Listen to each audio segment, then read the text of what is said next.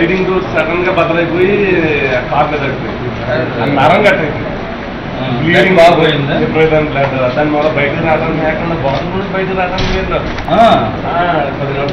10 గంటలు వచ్చారు వీడియో వెళ్ళిపోతాం. వీడియో సార్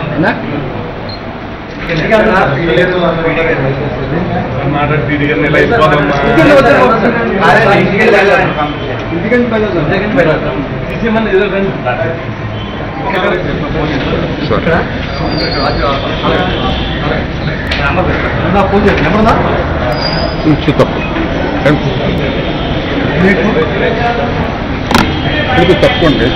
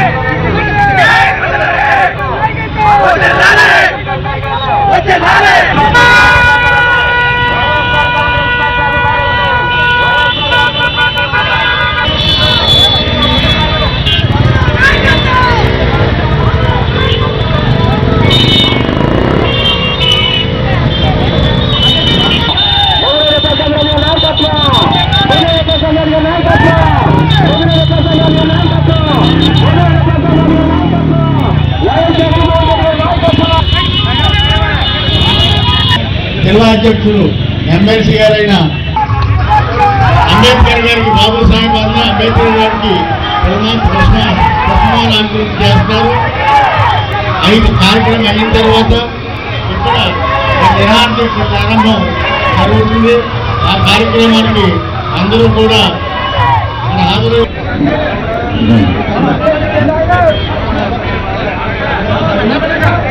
నాన్నగారు వైఎస్ఆర్ కాంగ్రెస్ జిల్లా మహిళా అధ్యక్షురాలు గారు వారిని కూడా వేదిక మీద రావాలని కోరుతున్నాం.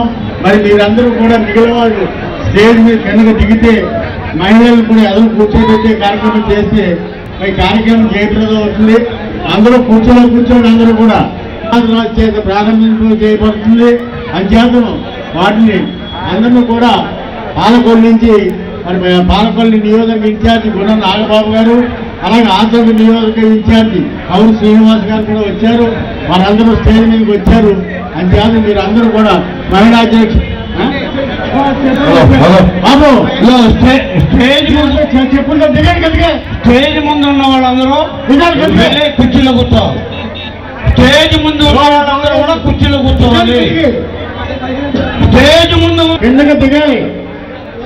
అలాగే పాలకొల్లు ఇన్ఛార్జి గారు, అలాగే ఆంధ్ర నియోజక ఇన్ఛార్జి కౌరు శ్రీనివాస్ గారు అందరూ వచ్చారు.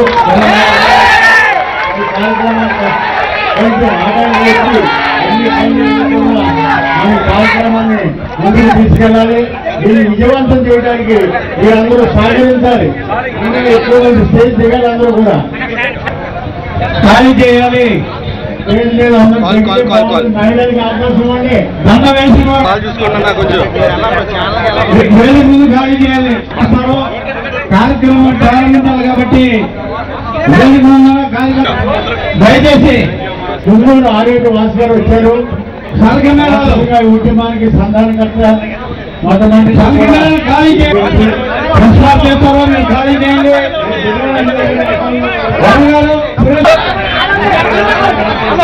సురేష్ మీరు స్టేట్ మెంబర్ కాదు, ఖాళీ చేస్తారు.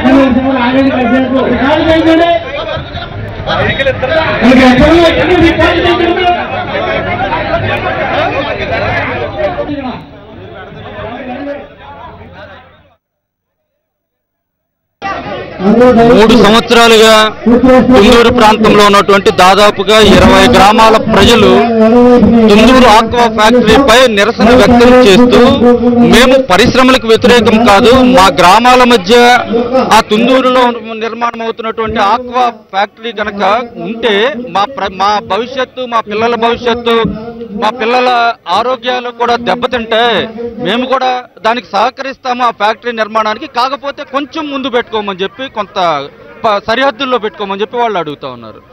ఎక్కడా కూడా 3 సంవత్సరాల నుంచి ప్రజలు ఇదే విధమైనటువంటి వారికి సంబంధించి ప్రాణాలను కూడా లెక్క చేయకుండా, పోలీసులకు సంబంధించి వారి అరాచకాలని లెక్క చేయకుండా, అక్రమ కేసులను కూడా ఎదుర్కొంటూ, తెలుగుదేశం ప్రభుత్వ అణచివేత ధోరణులను కూడా ఎదుర్కొంటూ 3 సంవత్సరాలుగా పోరాటం చేస్తూ ఉన్నారు. సంవత్సర కాలంగా జగన్మోహన్ రెడ్డి గారు కూడా ఈ పోరాటంలో భాగస్వాములై మమ్మల్ని కూడా భాగస్వాములు చేసి ఈ పోరాటంలో ప్రత్యక్షంగా పాల్గొని ఈ ఫ్యాక్టరీ పట్ల ఖచ్చితమైనటువంటి అభిప్రాయాలు మొన్న తుందూరు ప్రాంతానికి జగన్మోహన్ రెడ్డి గారు, మా నాయకుడు జగన్మోహన్ రెడ్డి గారు వచ్చినప్పుడు కూడా చాలా ఖచ్చితమైనటువంటి అభిప్రాయాలు వెలిబుచ్చారు.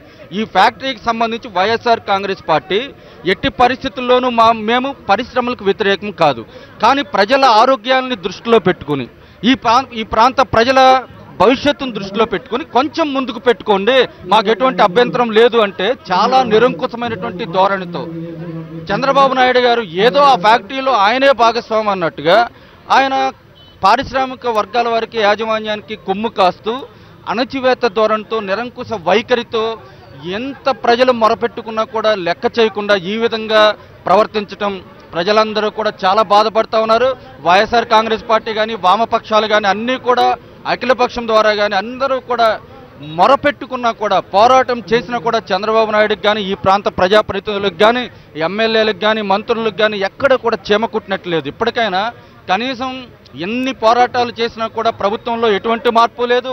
యాజమాన్యం కూడా ఆఖరికి ప్రజలందరూ కూడా చెప్తున్నవి వాస్తవాలు కాదు, జగన్మోహన్ రెడ్డి గారు చెప్తున్నవి కూడా వాస్తవాలు అవన్నీ కూడా అని చెప్పి నిదర్శనం మొన్న 5గురు చనిపోవటం. ఒక చిన్న ఫ్యాక్టరీ, అది 30 టన్నుల కెపాసిటీతో నిర్మాణమైనటువంటి ఒక ఫ్యాక్టరీలోనే చిన్న ప్రమాదం జరిగితే అక్కడ 5గురు చనిపోయారు. అదే అటు 300 టన్నుల కెపాసిటీతో నిర్మాణం అవుతున్నటువంటి ఆ ఫ్యాక్టరీలో కనుక ఇటువంటి ప్రమాదం జరిగితే ఎన్ని వందల మంది చనిపోతారో ఆలోచించేయండి. ప్రజలందరూ కూడా తీవ్రమైనటువంటి ఆందోళన, భయాందోళన వ్యక్తం చేసేది కూడా ఈ అంశం గురించే. ఎప్పటికీ కూడా చీమ కుట్టినట్లేదు. అసెంబ్లీలో అచ్చెన్నాయుడు గారు మాట్లాడుతూ ప్రతిపక్షాలు మాట్లాడేది అబద్ధాలు, ప్రజలందరూ చేస్తున్నటువంటి ఆందోళనలు కూడా అవాస్తవాలు అన్న రీతిలో ఆయన మాట్లాడటం చాలా దారుణం. ప్రజలందరూ కూడా అసహించుకుంటున్నారు వీరి ధోరణితో. వాటన్నిటికీ కూడా ప్రభుత్వం కానీ, నాయకులలో కానీ, యాజమాన్యంలో కానీ చలనం లేకపోగా ఇప్పుడు ప్రసాదరాజు గారు ఇంకా పెద్ద ఎత్తున వైఎస్ఆర్ కాంగ్రెస్ పార్టీని ఈ ఉద్యమంలో భాగస్వామ్యం చేయాలి, ప్రభుత్వం కళ్ళు తెరిపించాలి, యాజమాన్యం మనసు మారేలా చేయాలి అని ఒక అహింసా పద్ధతిలో ఈయన నిరాహార దీక్ష 2 రోజుల పాటు నిరాహార దీక్ష కార్యక్రమం చేయటం జరుగుతూ ఉంది. ఈ కార్యక్రమంతో అయినా ప్రభుత్వం కళ్ళు తెరవాలి.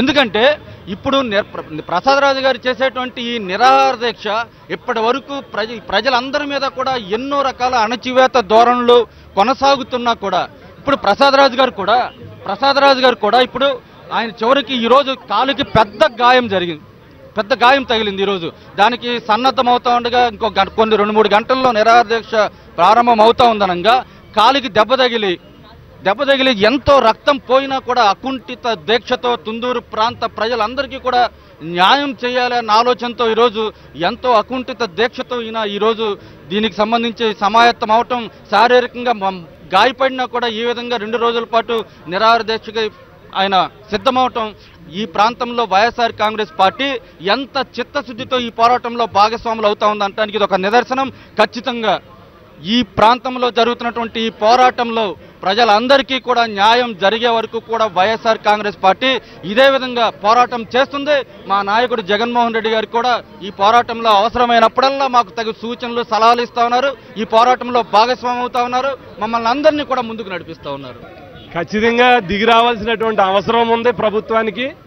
ఈ రోజున 3 సంవత్సరాలుగా ఈ తుందూరు ఆక్వా ఫ్యాక్టరీని మరి ఇక్కడ నిర్మించవద్దు అని ఈ తీర ప్రాంత వాసులు అందరూ కూడా పోరాటం చేస్తూ ఉన్నారు.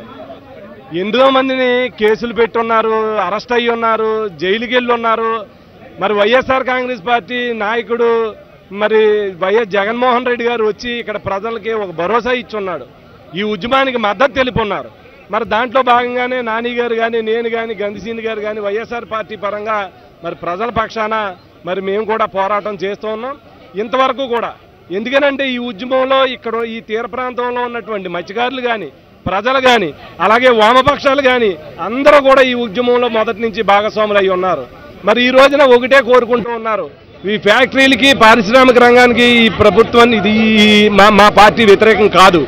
మేము ఒకటే కోరుకుంటూ ఉన్నాం, ప్రజలకు ఇబ్బంది లేకుండా ఈ కాలుష్యాన్ని ప్రజల మీద రుద్దకుండా ఈ ఫ్యాక్టరీని నిర్మించండి అని మేము కోరుతూ ఉన్నాం. ఎందుకనంటే ఇప్పటి వరకు ఏం చెప్పున్నారు అధికారులు కానీ, నాయకులు కానీ ఏం చెప్పున్నారు, ఇది కాలుష్యం ఉండదు, జీరో డిశ్చార్జ్, ఏదైనటువంటి కాలుష్యం ఉండదు, రేపు రాబోయే రోజులు అవసరమైతే పైప్ లైన్ వేస్తాం, ఇది అలా తీసుకెళ్తాం ఇలా తీసుకెళ్తాం అని చెప్పున్నారు తప్ప ప్రజలను నమ్మబలిగే విధంగా కూడా వారు చెప్పినటువంటి మాటలు లేవు. కానీ ఈ రోజున వాస్తవం ఏంటన్నది, ఎందుకంటే వైఎస్ఆర్ కాంగ్రెస్ పార్టీ ప్రజలను రెచ్చగొడుతుంది అన్నటువంటి మాట కూడా మాట్లాడున్నారు. కానీ ఈ రోజున నిజమైంది ఏమనంటే మొగల్దూరులో జరిగినటువంటి 5గురు కాలుష్యకారుల్లో చిక్కుకొని వారి బలిదానాలు ఈ రోజున రుజువయింది. ఇక్కడ కాలుష్యం వెదజల్లుతాయి ఈ కంపెనీలు అన్నటువంటి వాస్తవం వారి బలిదానాల ద్వారా నిజమైంది. కానీ ఇప్పటికైనా ప్రభుత్వం కళ్ళు తెరిచి ఏదో వారికి ఎక్సైజ్ ఇవ్వడం వల్ల 5 చనిపోయారని చేతులు దులుపుకునే విధంగా కాకుండా భవిష్యత్తు రోజుల్లో ఇలాంటి ప్రమాదాలు జరగకుండా ప్రభుత్వం చర్యలు తీసుకోవాలి మేము కోరుకునేది అది.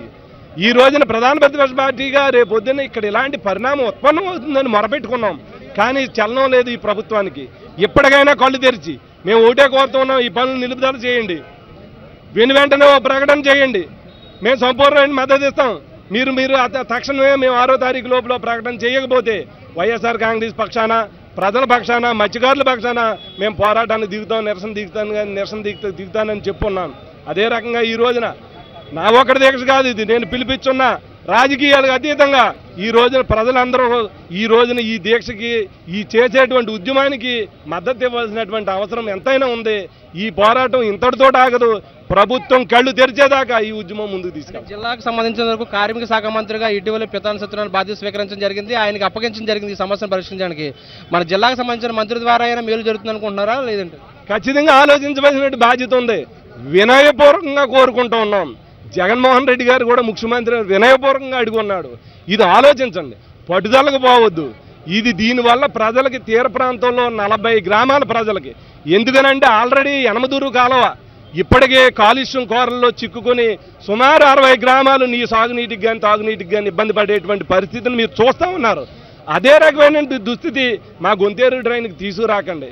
మంత్రి గారు మీరు కూడా ఇక్కడ ఉన్నటువంటి పరిస్థితులు తెలుసు కనుక మిమ్మల్ని కూడా వినయపూర్వకంగానే కోరుకుంటూ ఉన్నాం, మీరు ఆలోచించండి. ఈ ప్రభుత్వ నిర్ణయాన్ని ఇప్పటికైనా మీరు ప్రజలు ఏదైతే మనోభావాలకు అనుగుణంగా ఈ ప్రభుత్వం పనిచేయాలని మేము కోరుకుంటాం.